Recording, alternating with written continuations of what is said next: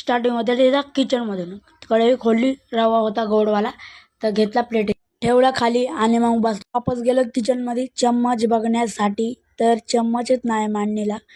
तर आता काय सांगू मित्रांनो तुम्हाला, आमच्या इथं चम्मच ना खूप कमीच आहे, एकदम कमी आहे.